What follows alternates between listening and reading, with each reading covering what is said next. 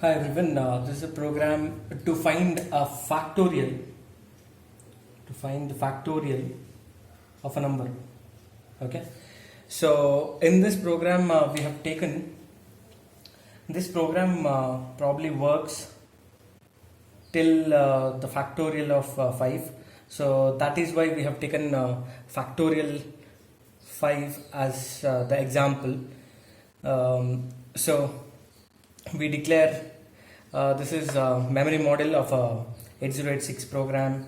So we declare it as small, and this is the data segment where I have declared my number as 5, and which is word.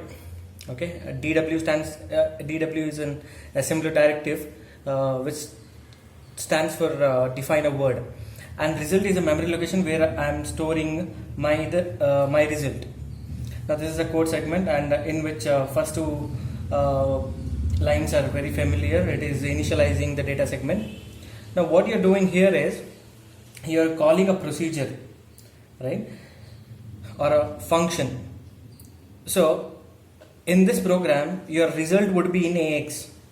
Okay, your result is in AX. So what you do initially is, if you are finding out 5 factorial, it just means you are finding 5 into 4 into 3 into 2 into 1, right?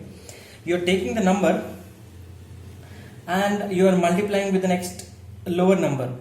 Okay, so in order to multiply, you should take a number which is constant, so that you can multiply and get the value. That is why we have taken AX as 0 1. So when you take move AX comma 0 1, AX has two components, you already know it is AH and AL. So if you take 0 1, AH will be having 0 0, AL will be having 0 1. So we are multiplying with a constant value, that is 0 1. So because if you multiply a number with 0 1, it will not make any difference. So you get back the same old number. That is why I'm taking a value 0 1 into AX. Now call factorial is a procedure or a function. So when this is being called, what happens is, whatever is the value of the IP is instruction pointer, which is pointing. See, instruction pointer is a pointer which always points to the next instruction when the present instruction is being executed. So when call is being executed, the instruction pointer will always be pointing to the next instruction. So its address will be pushed onto the stack, and it will be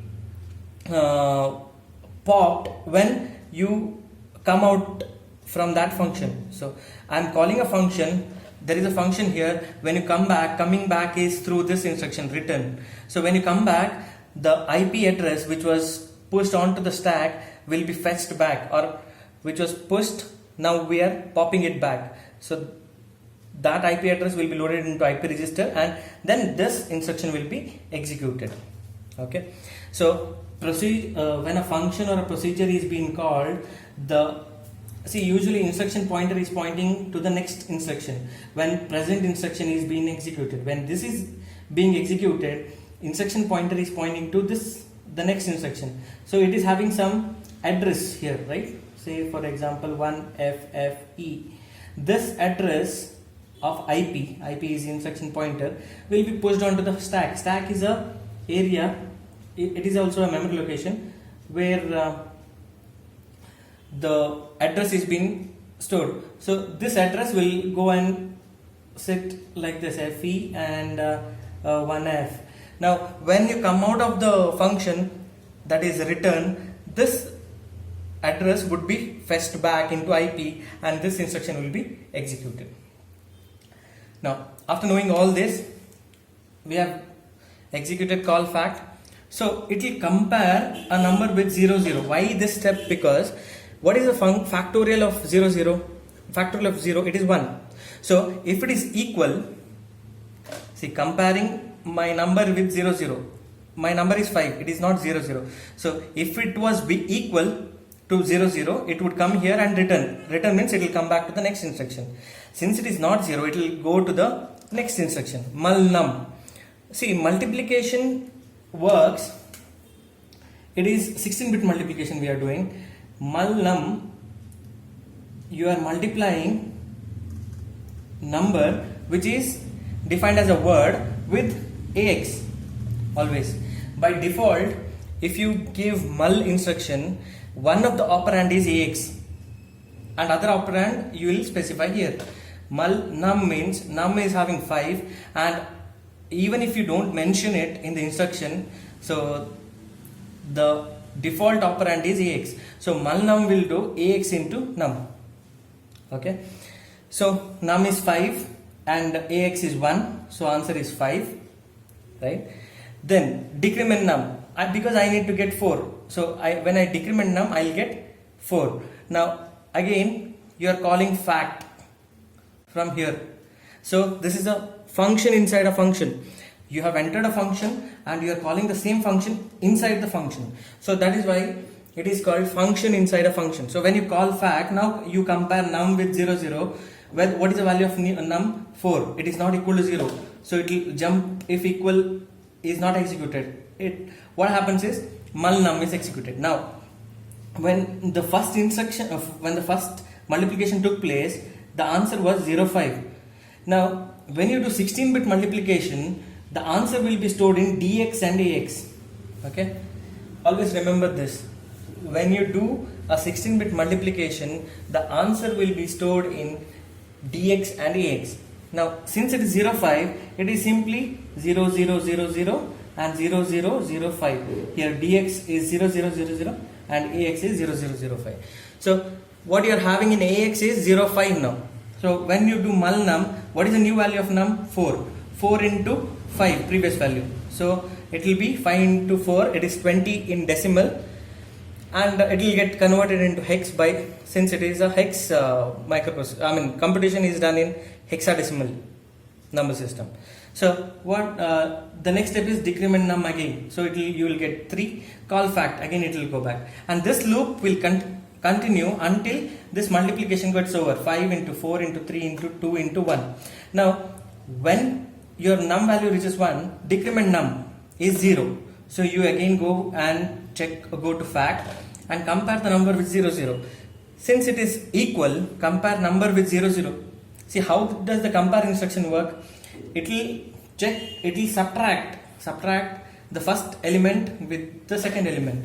So 0, 0 minus 0, 0 is, they are equal, right? So jump if equal holds good, and it will come down and L1 will be executed. That is a return statement that will say the compiler that it is the next instruction which has to be executed, and for that the previous IP address which was pushed onto the stack has to be retrieved. Then this instruction is executed, where res is a memory location wherein your answer has to be stored. So answer is 5 into 4 into 3 into 2 is 120 in decimal, and it is 78 hex in hexadecimal number system. So answer what you should get in the memory location is 78. Now in this program we'll try to add 5 bytes of data and find the sum of them. Sum of 5 bytes of data. Now we are doing a manipulation of 8-bit values. Okay, that means we are adding 5 8-bit values. That means we are adding bytes, 5 bytes, not 5 words. Okay, so when you add 5 bytes, what is the maximum value that I can get is, what is the maximum 8-bit value? It is FF, right? So if I add one more to it, I will be getting 100, right? That is, this is a carry and this is a sum.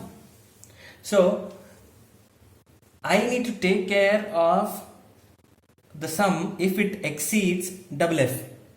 Okay, so if it doesn't exceed FF, it is well and good, our logic will hold good. So in order to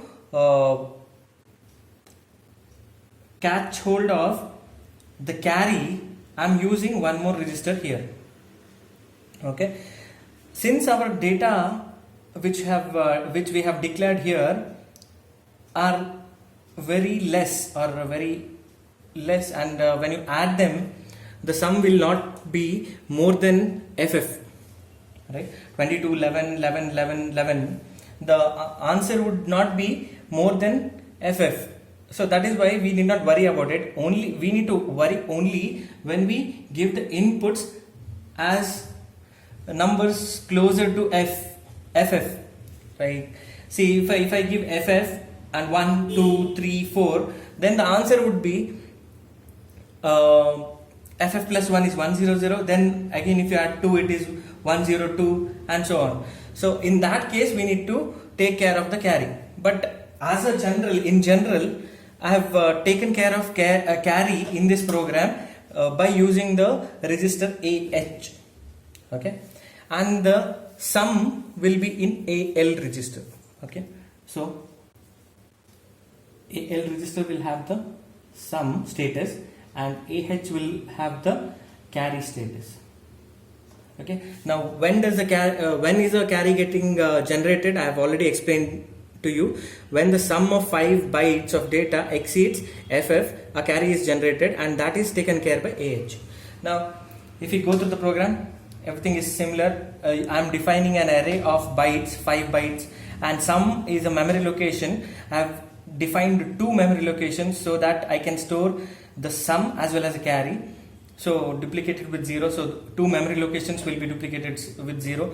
Explanation about this array, I have done it in my previous videos. If you have any doubt, you can look into it. Then this is a code segment. What I am doing here is this is initializing data segment. LEA stands for load effective address. Now what I am doing here is loading the effective address of first element of array into SI. Okay, so explanation about LEA, I have done it in my previous videos, you can look into it. So after the execution of this statement, my SI is pointing, SI is having the address of this memory location, and in that memory location the value which is stored is 22. It is something like this: 22, 11, 11, 11, 11, 5 bytes. So this may be a memory address of 1001, this is 1002, 1003, 1004 and 1005. So after execution of this, SI is pointing at this memory location in which the value what we have is 22, right? This is 22. Now why CX is loaded with 5? I have already explained this to you in the previous programs, because we have 5 bytes of data and CX acts like a counter. Now AH is loaded with 00. Why? Because it has to take care of carry. Now what I'm doing is I'm adding AL is already 0. Okay, so in order to make that, I rather take AX with, I'll load AX with 00H, so that AH and AL will also be 00. So AX is a 16-bit register which is having higher 8-bit as AH and lower 8-bit as AL. So AL and AH both will have 00s. Now what is the content pointed by SI?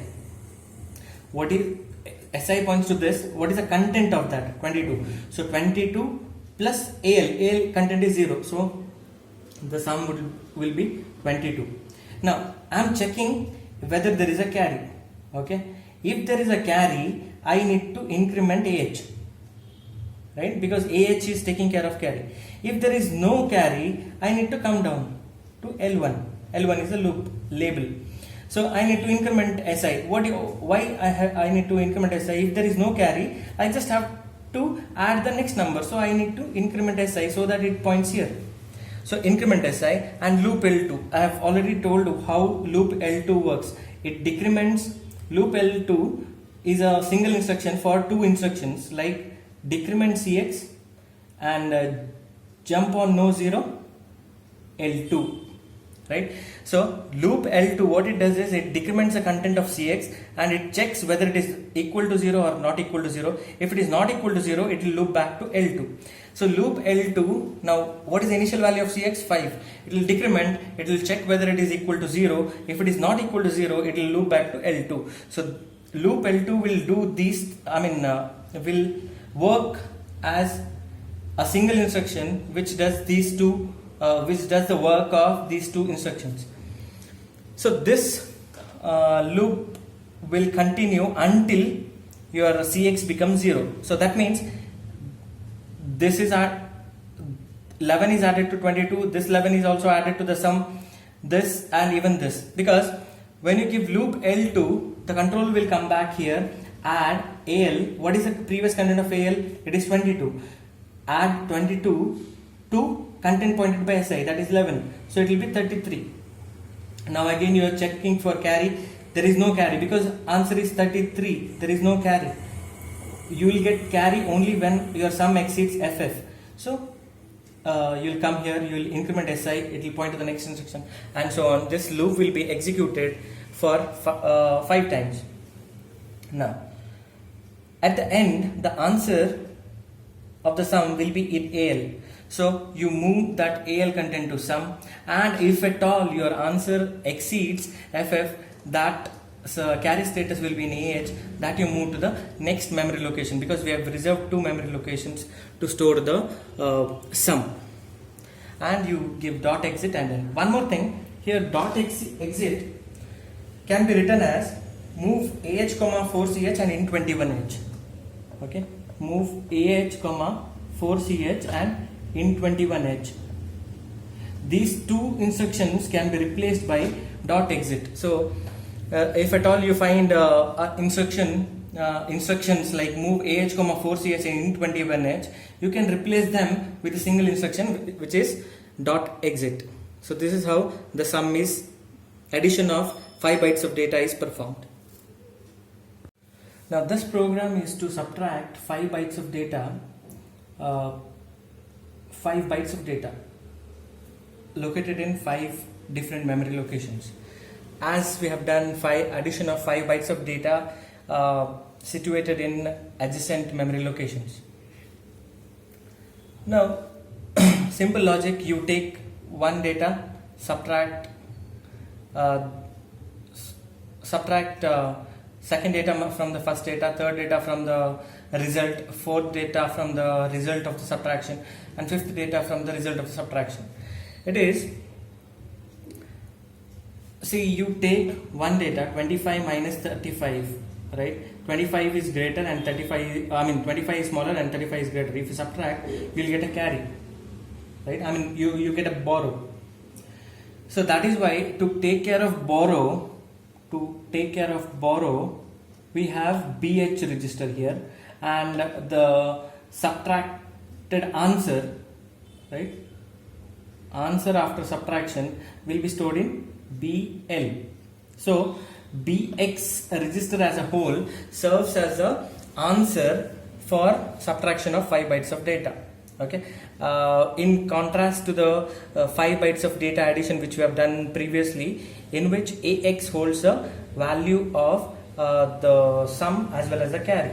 So wherein AL was taking the value of the sum, and AH was meant to AH would define the carry status.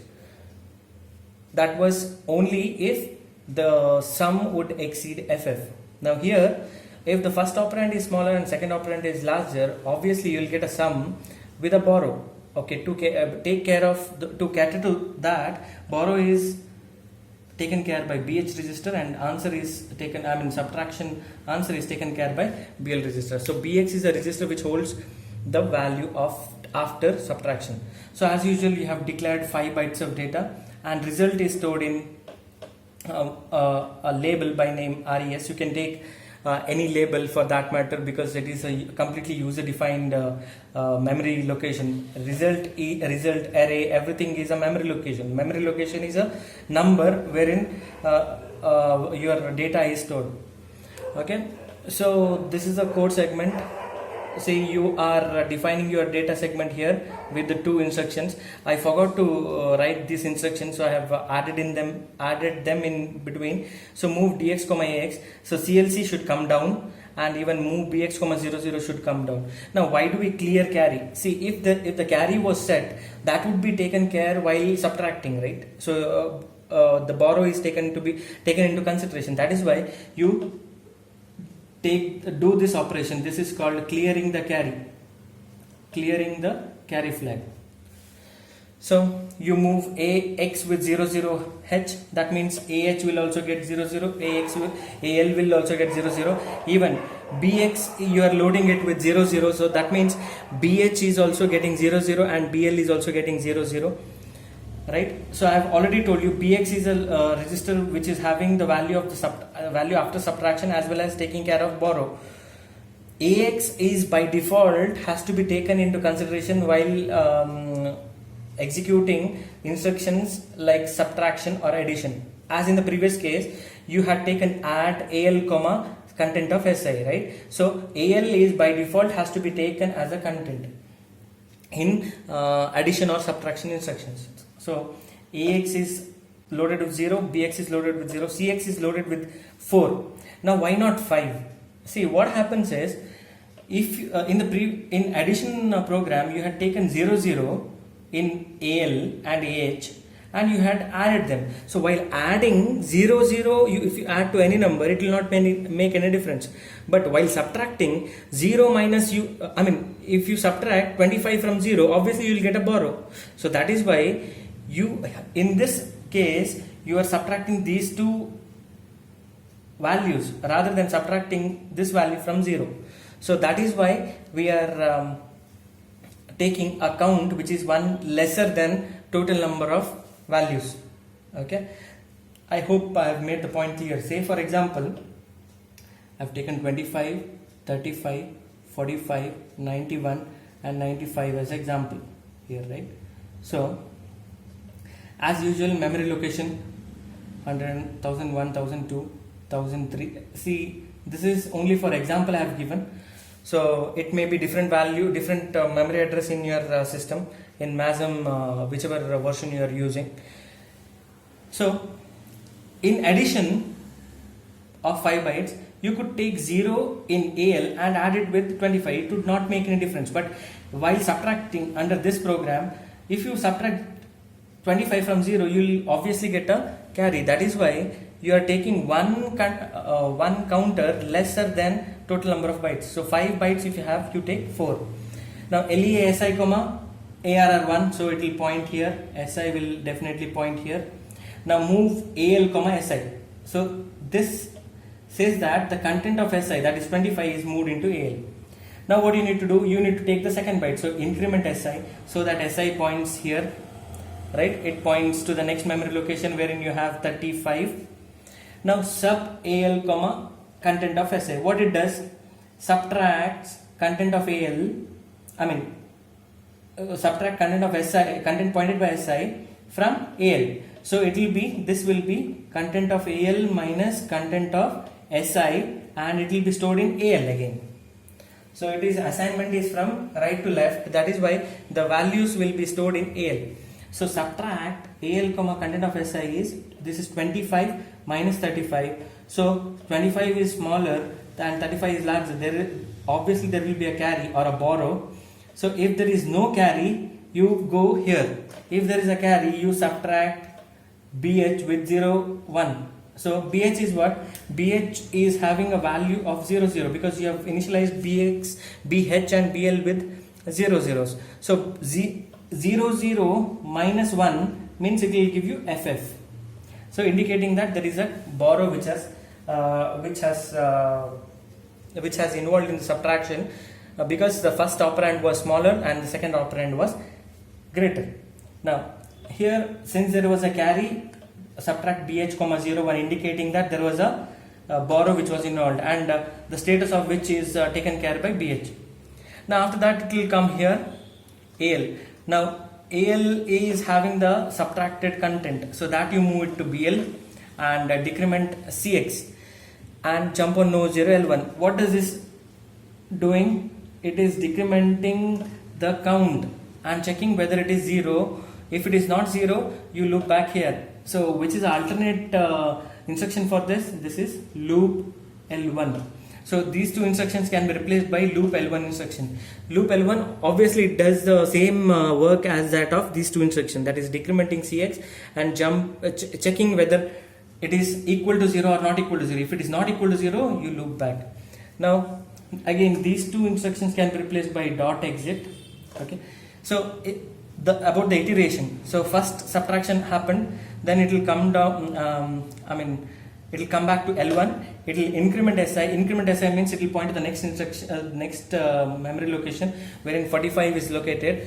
So now what happens is the previous value of AL, okay, it is already stored in BL, but AL is having the content of previous subtraction, right? So previous value minus 45, again you will get a carry. If there is no carry, you will go here. Since you get a carry, subtract again BH with 0, 1. What is the BH value? F it was, again subtract by minus 1, so you will get FE. Okay, so every time, since the next number is greater than the previous number, obviously you will get a carry. So if you want to get a positive number, reverse the sequence of this array. So 95 you give here and give smaller numbers here. So if you give the array in this range, in this fashion, obviously you will get the carry, that is borrow is involved. So the value of BH will go on decreasing, because for the first subtraction it became FE, second subtraction it becomes first subtraction it became FF, second subtraction it will become FE, then FD, FC, and so on. So this will continue for 4 times, because your CX count is 4. Why CX count is 4? Because we have already taken these two contents, these two memory location contents at one go, because SI, the content pointed by SI is already taken AL into AL, and you are incrementing SI and you are subtracting. So at the first iteration, both the values were taken into consideration. That is why we take CX1 less than total number of bytes involved. Hence, the final answer would be in BL. The answer after subtraction will be in BL, and the borrow status will be in BH.